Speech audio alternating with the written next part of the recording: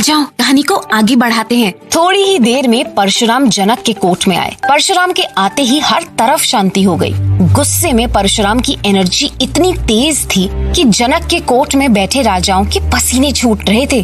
उनके आते ही सभी राजाओं ने एक एक करके उनके सामने हाथ जोड़े। परशुराम ने राम और सीता को साथ देखा और दोनों को आशीर्वाद दिया। लेकिन जैसे ही उनकी नजर टूटे हुए शिव धनुष पर पड़ी, उन्होंने गुस्से से राजा जनक की ओर देखा और कहा, जनक, मैं ये क्या देख रहा हूँ? क्या तुम्हारे एंसेस्टर्स को शिव जी ने ये धनुष इसलिए दिया था ताकि तुम इसे तोड़कर अपनी बेटी की शादी करा सको?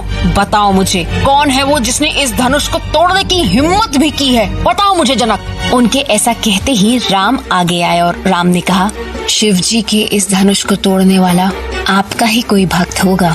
परशुराम बोले, सुनो राम, जिसने भी शिव धनुष को तोड़ा है वो कोई भक्त नहीं, मेरा दुश्मन है, दुश्मन। जिसने भी ये काम किया है वो अभी अलग हो जाए, वरना मैं वादा करता हूँ कि इस कोर्ट में बैठे सभी राजाओं को मैं मार दूंगा। जैसे ही परशुराम ने अपना गुस्सा दिखाया, कोर्ट में बैठे सभी राजा डर गए। लेकिन लक्ष्मण उनकी बात सुनकर मुस्कुराए और कहा, मुनिवर, आपको तो मालूम है हम अयोध्या के राजा दशरथ के बेटे हैं और आर्चरी में हमें मास्टरी हासिल है। बचपन से ही हमने बहुत धनुष तोड़े हैं, लेकिन कभी आपने उस धनुष के लिए अपना गुस्सा नहीं दिखाया। इस धनुष से इतना प्यार क्यों है आपको? परशुराम बोले, तो तुम्हें लगता है कि इस शिव धनुष में और तुम्हारे खिलौने जैसे धनुष में कोई डिफरेंस नहीं है?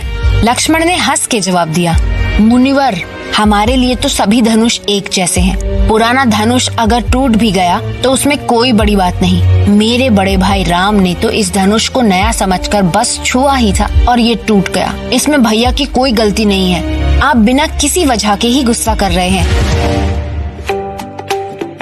दोस्तों, आपका अगला सवाल है, मुझे बताओ कि परशुराम के गुस्से की वजह क्या थी?